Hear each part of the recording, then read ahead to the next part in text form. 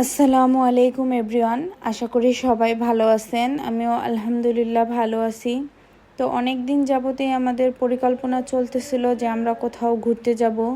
অবশেষে সিদ্ধান্ত হলো আমরা সিলেট ঘুরতে যাব পুরো পরিবার। তো আগের দিন রাত্রেই আমরা কাপড় চোপড় জামা কাপড় যা ছিল লাগেজে গুছায় নিতেছিলাম। তো এইখানে দেখেন পাশে আমার ছেলেও ছিল, সেও আমাকে আমার পাশে বসে দেখতেছিল কি কি নিবে না নিবে, কি জামা কাপড় আমাকে বলতেছিল যে মা আমার জামা প্যান্ট নাও। মাশাল্লাহ, সে এতটুকু বুঝে যে কোথাও ঘুরতে গেলে কি কি নিয়ে যেতে হবে, ওর জামা প্যান্ট নিতে হবে সেটাও বুঝে।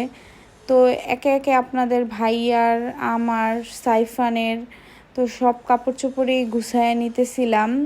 আর তো সাথে দেখেন আছে এই যে ওষুধ, এক বস্তা আমার ছেলের ওষুধ প্লাস আমার ওষুধ। কোথাও গেলে ওষুধ নিয়ে যেতে হয়।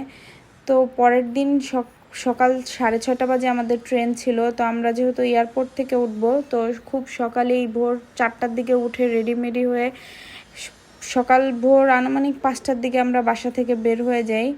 আমাদের বাসা যেহেতু টঙ্গী হোসেন মার্কেট, ওইখান থেকে এয়ারপোর্ট যেতে হবে। তো আমরা প্রথমে সিএনজির জন্য অনেকক্ষণ দাঁড়াই, সিএনজি না পাওয়া একটা বাসে করেই চলে আসি এয়ারপোর্ট রেল স্টেশনে। এখানে এসে দেখেন মানুষের কি ভিড়। তারপরে একটা দোকান থেকে ট্রেনে খাওয়ার জন্য কিছু নাস্তা নিয়ে নেই, প্লাস আমার ছেলের জন্য কেক, পানি, পাউরুটি এরকম হালকা নাস্তা নিয়ে নেই। অবশেষে এই যে আমরা ট্রেনে উঠে গেছি। ট্রেনে ওঠার ক্লিপটা নিতে পারি নাই, কারণ অতিরিক্ত যাত্রীর ভিড় ছিল, খুব বেশি ভিড়, ধাক্কাধাক্কির কারণে তখন ক্লিপ নেওয়া হয়। বাসে আমি একদমই জার্নি করতে পারি না, তাই আমার কাছে ট্রেনটাই সবসময় বেস্ট অপশন মনে হয়। আর ট্রেনে গেলে প্রকৃতি, নেচার উপভোগ করতে করতে যাওয়া যায়, আশেপাশের সুন্দর দৃশ্য। তো এই যে দেখেন অবশেষে এয়ারপোর্ট থেকে ট্রেন ছাড়ার পর ভৈরব স্টেশনে এসে পৌঁছায়। ওইখানে আবার এক আমরাওয়ালা মামা আসে, তার কাছ থেকে আমরা নিয়ে নেই, পেয়ারা নিয়ে নেই। এগুলো ট্রেনে বসে বসে খাচ্ছিলাম আর আশেপাশের ভিউটা দেখতেছিলাম। আশেপাশের ভিউটা দেখেন, জাস্ট ছোট ছোট পাহাড়, পাহাড়ে অসংখ্য লেবু বাগান, লেবু একদম ধরে পেকে আছে। ট্রেনের গতির কারণে হয়তোবা বাহিরের পরিবেশটা খুব ভালোভাবে বোঝা যাইতেছে না, কিন্তু আসলেই অনেক সুন্দর ছিল। তারপরে এই যে পাহাড়ে চা বাগান, যা দেখতে তো অসম্ভব সুন্দর, অনেক সুন্দর চা বাগান। তারপরে ছোট ছোট জলপ্রপাত ছিল, সেগুলো দেখতে তো আরও ভালো লাগতেছিল।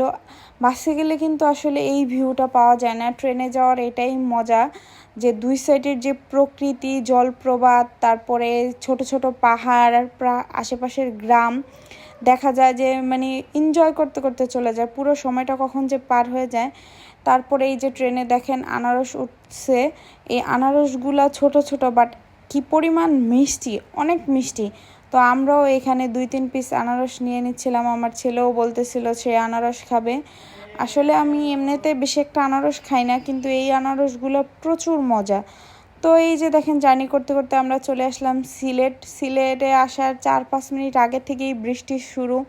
তো সিলেট আসবো আর বৃষ্টি হবে না এরকমটা তো হইতেই পারে না। ট্রেন থেকে নামার পর তুমুল বৃষ্টি, তো বৃষ্টিতেই কিছুক্ষণ দাঁড়ায়ছিলাম যেন ছেলে ভিজে না যায় বাহিরে গেলে, কিন্তু অনেকক্ষণ দাঁড়ানোর পরেও দেখতেছি বৃষ্টির থামার কোনো নামই নাই। তো এরপর আমরা স্টেশন থেকে বাহিরের দিকে চলে যাই। বাহিরের দিকে কিছুক্ষণ দাঁড়ায় আপনাদের ভাইয়া যে একটা সিএনজি ঠিক করে, তো সিএনজি নিয়ে এই যে অবশেষে চলে যাচ্ছি আমরা হযরত শাহজালাল মাজারের ওইদিকে। ওইখানে যে খোঁজাখুঁজির পরে এই যে একটা রুম নিয়ে নিই আমরা। আগামী 3 দিনের জন্য ধরেন এইটাই আমাদের ছোট্টখাটো একটা বাসা। তো রুমটা মাশাআল্লাহ মোটামুটি সুন্দর ছিল। তো আজকের ভিডিও এই পর্যন্তই। সবাই ভিডিওটি লাইক, কমেন্ট, শেয়ার করবেন, ফলো দিবেন, পাশে থাকবেন।